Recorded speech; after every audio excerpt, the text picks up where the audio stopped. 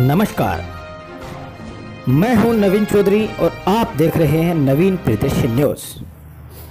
आज बात करते हैं राजस्थान विधानसभा के पहले सत्र की। कल राजस्थान विधानसभा के पहले सत्र का दूसरा दिन था और राजस्थान विधानसभा के नवनियुक्त अध्यक्ष श्री सीपी जोशी को बधाई देने का दौर चल रहा था।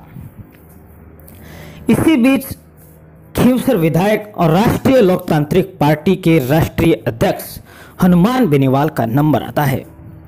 हनुमान बेनीवाल खड़े होकर सीपी जोशी को बधाई देने के साथ ही पूर्व विधानसभा अध्यक्ष कैलाश मेघवाल पर आरोप पड़ने लगते हैं।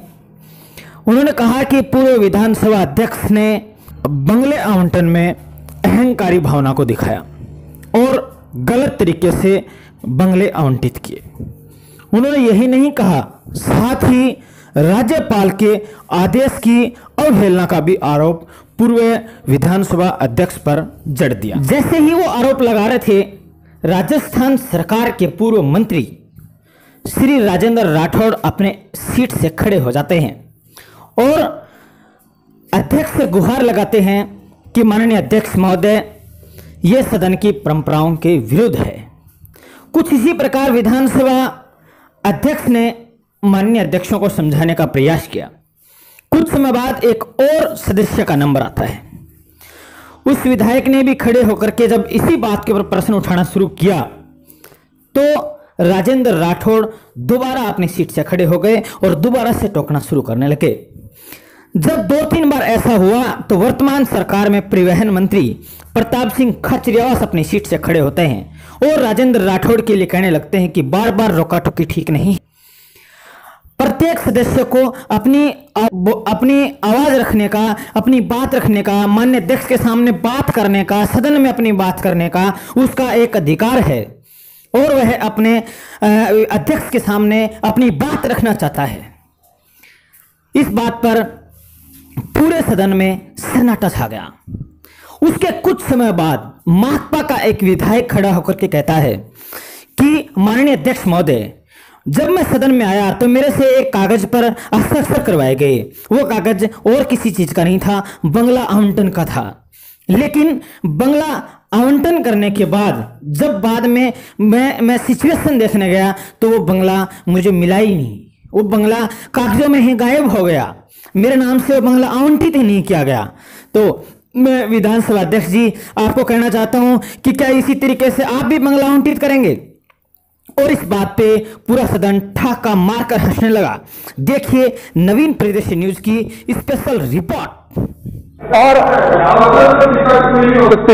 हमारे संसदीय माननीय मंत्री जी, ये कोई व्यक्तिगत कार्यों में अध्यक्ष चाहे पूर्व अन्य सदस्य अध्यक्ष हो, अध्यक्ष पर टीका टिप्पणी नहीं की जा सकती, अध्यक्ष आसन पर टीका टिप्पणी नहीं की जा सकती। ये परंपरा उचित नहीं है। मैं मान्य सदस्यों को टोकना नहीं चाहता। को मैं मानता हूँ ये डायरेक्शन देने वाले कौन है यार अपनी बात कहने की। जब सब लोग बोल रहे हैं, सम्मान के साथ बोल रहे हैं, अपने मन की बात कह रहे हैं, नए अध्यक्ष पे लोग भरोसा करते हैं। मेरे अध्यक्ष को मैं अपने मन की बात कहूं, कोई कमी है तो उसको बताऊं।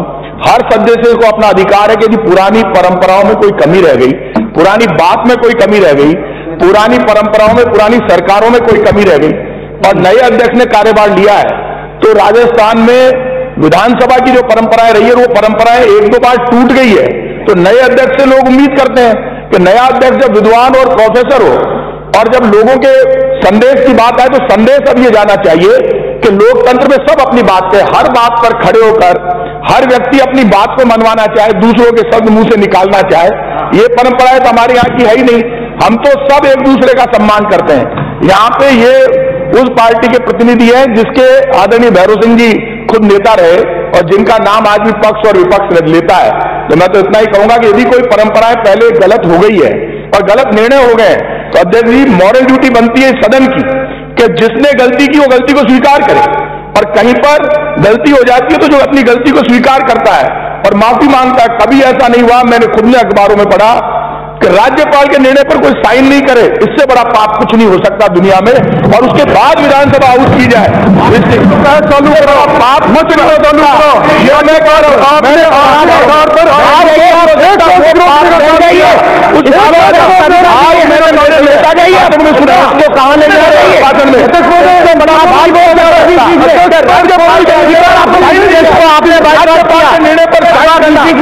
ड्यूटी थी।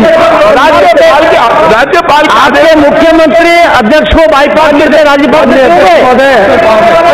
माननीय अध्यक्ष महोदय जी ऐसे चयन होने पर धन्यवाद और बधाई देते हैं। साहब हम तो नए आए हैं, दोनों के दोनों मेंबर, और हमारे नए साथी और भी आए हैं। आपसे ये दरख्वास्त करते हैं कि आप 5 साल हमें जनता के मुद्दों पर बोलने का पूरा मौका देंगे। और जनाब आपसे ये भी निवेदन है, जैसे हमारे निर्दलीय साथी ने कहा है कि निर्दलियों की या छोटी पार्टी, जैसे हनुमान जी भी बोल रहे थे कि उनको समय कम दिया जाता है। हमारा तो निवेदन ये है छोटी पार्टी वालों को भी समय ज्यादा देना चाहिए, क्योंकि वो बड़ी दोनों पार्टियों को हरा के आए हैं, इसलिए वो वादे भी ज्यादा करके आए हैं। इसलिए आपसे हमारी ये बहुत नम्र निवेदन है कि आप हमारी और राजस्थान प्रदेश की सारे 199 MLAs की भावना के साथ साथ सबकी भावना का कदर करेंगे। आज इस सदन में हम जो नए लोगों ने देखा है, प्रत्यक्ष और पक्ष और विपक्ष दोनों आमने सामने जिस तरीके की बात कर रहे हैं, पर एक चीज हमें लगा साहब, हम चुनाव जीतने के 2 दिन के बाद विधानसभा के अंदर आए थे, एक कागज पर दस्तखत करवाया गया था। उस कागज पर यह पूछा गया था कि आप मकान कौन सा चाहते हो, हमने लिख के दे दिया। जब हम आए तो वो मकान तो गायब हो गए।